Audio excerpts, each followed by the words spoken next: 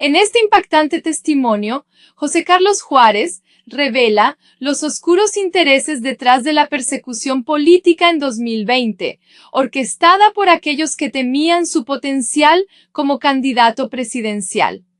Descubre la verdad detrás de la campaña sucia que casi destruye su carrera. El hecho de haber estado en prisión, también veo lo positivo que fue aprender del pueblo, su sufrimiento, cómo viven los presos de una manera indigna, cómo la gente, mucha gente, no solamente José Carlos Juárez, eran sentenciados injustamente, solo con partes policiales o con simplemente testimonios, pero sin pruebas, porque hay que entender que en derecho penal el corazón de un juicio es la prueba madre. En mi caso no hubo ningún tipo de prueba, todos inventaron, y fuera de todo eso, el debido proceso estuvo muy mal. Tanto así, Richard y pueblo ecuatoriano que me está escuchando, que hubo caducidad de prisión preventiva y desde un primer momento yo tenía fuero de Corte Nacional que fue irrespetado. Y con todo eso así me castigaron. Hoy, como se hace justicia de Dios, justicia divina, todos esos jueces están inmersos en metástasis, como el doctor Terán, están incluidos en purga y están incluidos en plaga. Todos esos jueces. Y en la cárcel 4 de Quito, que fueron mis compañeros, me pedían perdón porque decían, padre, fuimos presionados para sentenciarlo a usted. Y ellos en algún momento lo van a decir. ¿Presionados por quién, José Carlos? ¿Presionados por quién? ¿Por Moreno? Presionados por Fiscalía General del Estado, por la Procuraduría y en ese entonces el gobierno de Lenín Moreno. Eso me lo dijeron los propios jueces que están en la cárcel 4, le digo hasta el sitio donde están. Entonces los propios jueces decían que estaban siendo presionados, porque ya les digo que hubo caducidad de prisión preventiva, fuera de todo en la parte penal, y también hubo que no se reconoció el fuero de Corte Nacional. Entonces, lamentablemente, todo eso sucedió. También tengo a bien comunicar al pueblo ecuatoriano a través de Hechos Ecuador que todas aquellas acusaciones que me hacían cuando era presidente del Consejo de Participación Ciudadana, de enriquecimiento ilícito privado no justificado, de que yo había querer o haber manipulado los documentos que presenté al CNE para ser candidato, y tercero, haber querido destituir a la Corte Constitucional después de 4 años, investigado por la doctora Diana Salazar Méndez, la propia fiscal archivó los casos porque no tenía ningún elemento de convicción. Esa es la realidad que debe conocer el pueblo ecuatoriano de la persecución que sufrió el padre Tuárez. ¿Por qué? Simplemente porque tuve la osadía, porque tuve la valentía de ir a una participación ciudadana y obedecer a la Constitución, a la ley y al pueblo ecuatoriano y no entregarme a los brazos del poder que estaba gobernando ese momento, como fue el gobierno de Lenín Moreno, mi estimado Richard Macías.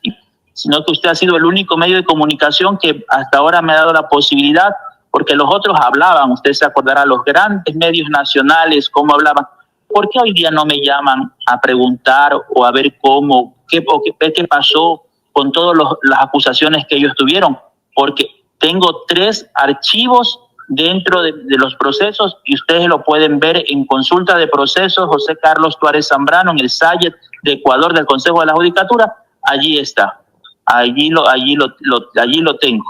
Y con este caso que estuve en prisión, voy a ir hasta las últimas consecuencias, que es la CIDH. Ya estoy en una acción extraordinaria de protección en la Corte Constitucional para que admita o inadmita para ir a la CIDH.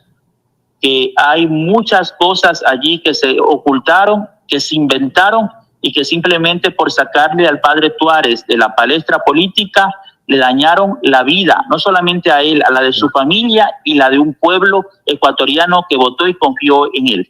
¿A qué le temían, José Carlos?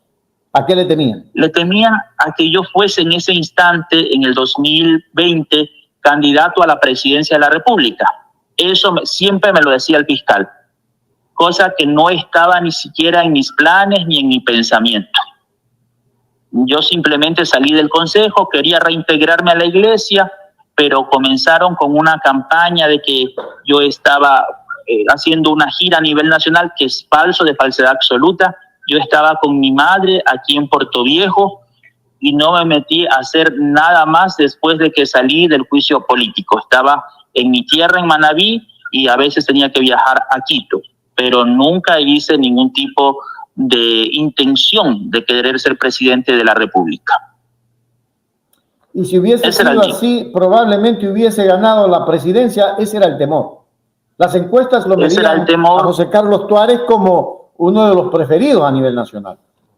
Pero por supuesto, porque en cifras confidenciales del CNE que me dieron a mí, tenía el 22% de intención de votos en ese momento, mientras que el señor Guillermo Lasso, también precandidato, tenía apenas el 12%. Entonces hay que sacarle a este pobre fraile, a este pobre hombre, hay que sacarlo o de la vida o meterlo preso. Y me metieron preso. Claro, así fue. Esa era la opción que tenía, porque si lo desaparecían, la investigación iba porque iba. Hoy estamos viendo la desaparición de Villavicencio, y Villavicencio hay mucha tela que cortar allí. Pero por supuesto, así es. ¿Quién lo mandó a matar? Siempre dicen el correísmo, pero no tiene por qué ser el correísmo. No. Y además yo fui compañero de los que acusaron y sentenciaron por el caso de Villavicencio en la cárcel 4 de Quito, y siempre me decían, padrecito, es la gente que usted menos piensa. Nunca me dijeron quiénes eran, pero la gente que usted menos piensa, esos fueron los autores intelectuales. Simplemente en este país, si usted es una piedra en el zapato, o lo meten preso o lo desaparece. Eso hay que tenerlo clarito, ¿no? O lo ponen como delincuencia organizada, lo ponen como asociación ilícita, que pueden manejar la fiscalía, puede manejar esos temas, o simplemente le inventan y le montan pruebas, que también es un modus operandi que está saliendo en estos momentos desde la Fiscalía de la Nación. José Carlos va a seguir en política, va a seguir incursionando en ayudar a la gente, porque la política es el servicio, es el modo de servir desinteresadamente a la gente, y José Carlos Tuárez lleva eso en la sangre por el mismo hecho de ser un religioso, un hombre de Cristo. Me gustaría, y la verdad es que yo lo hice con todo el corazón y me lo mandó Dios. O sea, yo lo hice en el nombre de Dios y por eso se pudo ganar. Pero en estos momentos con la persecución, y que no solamente se meten contra uno, sino que contra la familia, contra gente inocente que no tiene nada que ver, contra mi propia madre, entonces dígame usted, ¿qué esperanza a uno le queda de querer ayudar? Porque el querer ayudar, en vez de salir redentor, sale crucificado.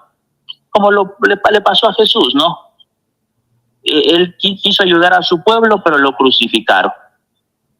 Entonces, lamentablemente vivimos tiempos difíciles. Bien lo dijo Santa Marianita de Jesús. Ecuador no va a ser destruido ni por terremotos ni por epidemias. Va a ser destruido por los malos gobiernos.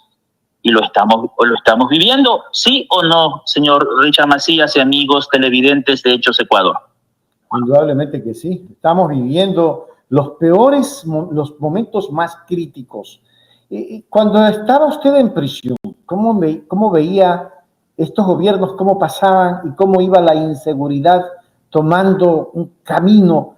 En el Ecuador ya no hay este momento estabilidad, ni social, ni política, ni económica. Y acaba de decirlo usted, no voy a participar o quisiera, pero se están metiendo mucho con la familia, más allá de aquello que se tiene que hacer para cambiar el chip de la gente. José Carlos, porque hay que trabajar en eso, José Carlos.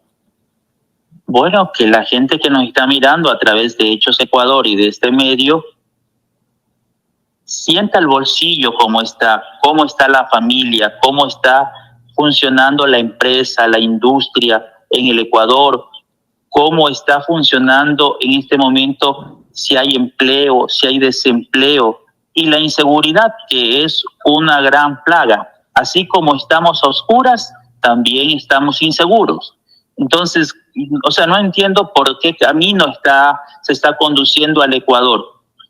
Evidentemente que los grandes grupos privilegiados y los sectores residenciales de la nación ni siquiera se les va la luz, pero a nosotros los pobres sí se nos va la luz y vivimos en una inseguridad incierta. Entonces el pueblo tiene que concientizarse y buscar a las mejores personas para que puedan llevar las riendas del país y puedan salir adelante. Le pregunto, porque yo estaba en prisión y no había ni paracetamol. ¿Hay medicina en los hospitales? ¿Están curando a la gente de cáncer? ¿Están curando a la gente que tiene problemas en los riñones? Yo creo que no, porque si los presos moríamos en las cárceles, que supuestamente somos de atención prioritaria, imagínense el pobre pueblo sufrido del Ecuador. Los colegios fiscales están atendiéndoles bien a los muchachos en los desayunos escolares, etcétera. O sea, son las preguntas básicas que tenemos que hacernos y preguntarnos. ¿Tengo un trabajo digno y estable?